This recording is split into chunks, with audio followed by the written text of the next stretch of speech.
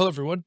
As always, I've got an idea, and it's not often that I come on and just talk about an idea solo too often. I really don't like doing that. I like being able to do that in conversation. This idea I've been playing with really kicked off with a book I recently finished called Chrysalis. It is a thriller novel written by Lincoln Child.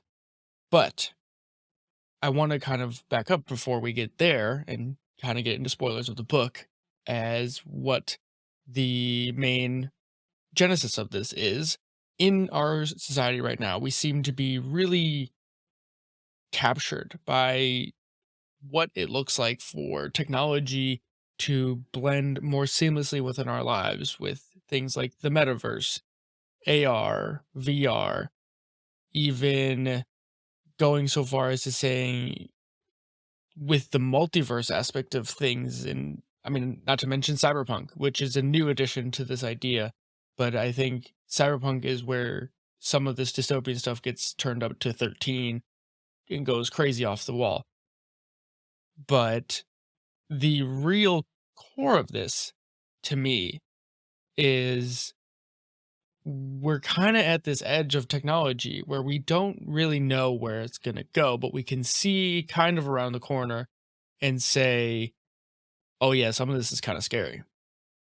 And the reason this is really interesting to me though is actually for the very reason I have a wearable on my wrist. Because I think personally that we're going to have a transition where these devices become more and more invisible and embedded in our lives, just like we are used to carrying a phone on us.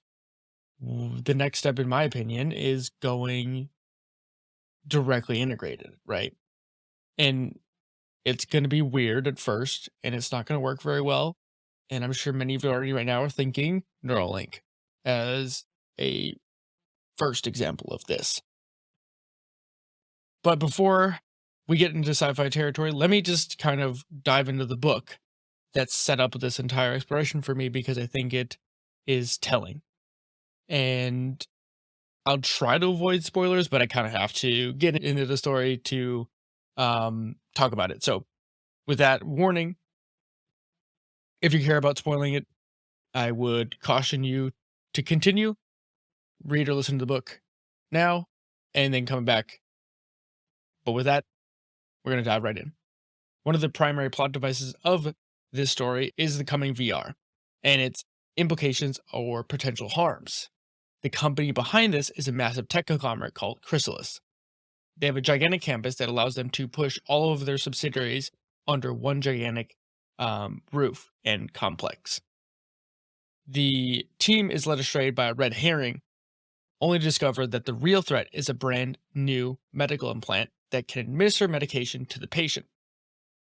The problem is that 1,000 implants have a Trojan horse with a firmware update and virus that, when released, will kill these patients, but won't look like anything out of the ordinary.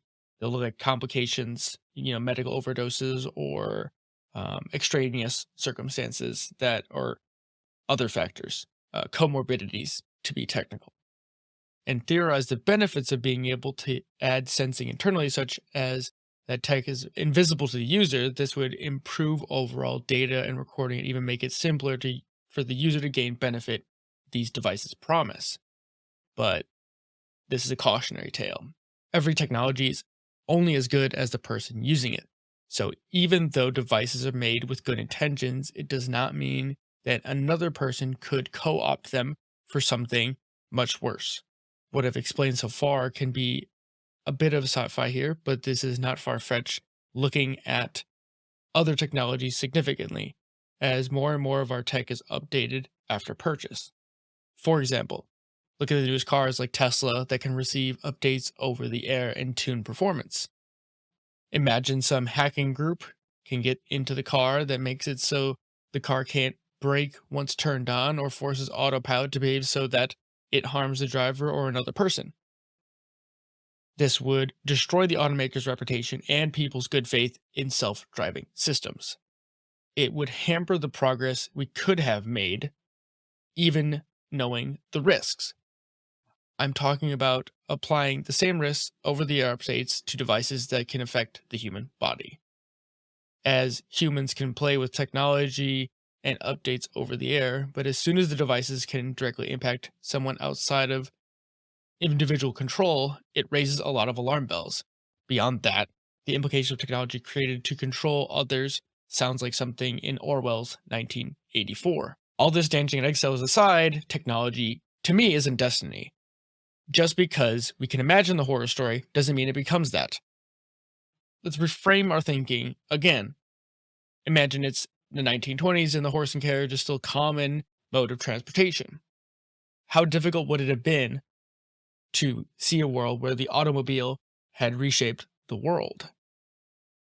Not only that, but we can create a system of rules that allows us to keep ourselves and others safe. As the technology matures, we stack layers on top of that to provide even more safety features, such as airbags, seatbelts, crumple zones, and the list goes on and on. So, what may seem like glowing landmines will evolve and get safer. Rather than looking at these new technologies as akin to magic, I think it is better to look at them as a pragmatist. For example, what does an implantable device that can deliver a drug or a pacemaker do that outweighs some risk for the user? Once you have a greater benefit, we can start looking at how the technology can be leveraged against the user's or manufacturer's interests. Another important reframe around cybersecurity and coding. For many of us, it's so abstract and it's hard to see how it impacts us. I think if VR and AR become more widespread, I think it'll give something more tangible for people to have a basic understanding how updates work and would go a long way in dispelling myths we create around these technologies. People treat coding like it's magic, when in reality it's just speaking the language of computers. And having updates and dealing with bugs or errors in how we speak to our machines is common. But again, it doesn't mean that people can't use them maliciously. There will always be bad actors in any group. In this information age, so many of our devices we use every day rely heavily on software. Most of us have little idea of how it works. Even more, when updates happen, you might see a progress bar and poof, your device works better now, marvels of the 21st century, and you move on with your day. What we are on the very edge of this technology, I think, is that most of us that are plugged in get a sense of this anticipation. But my intuition is that Lincoln Child named the book Chrysalis as a way to illustrate what he feels like is about to happen. I'd agree with the sentiment. The reason I wanted to talk about this in more detail was we're responsible, all of us, not just the creators that are behind the tech that is coming, but the people that use it. We're responsible for what emerges from that chrysalis. And I'm going to say it again because I really like it, but technology isn't destiny. And just because we have a technology that could cause great harm or worse or great good, right? It works both ways. We still have to ask ourselves the very hard questions about how we want it to impact our lives. It's again why I wanted to talk about this, because I think technologies like what I'm wearing on my hand and wrist are the very early stages of this. And it's going to take a lot of smart people and a lot of people having tough conversations to figure out how we want these technologies to emerge. And so I'll pass it off to you. What's coming? And what are you worried about? And where do you think the blind spots are for people? Because there's always going to be blind spots. The only way we can find them is by talking about them and making sure we're aware of what we're scared of and not putting our heads in the sand, pretending like the problem's just going to go away. So, with that, thank you all for watching or listening.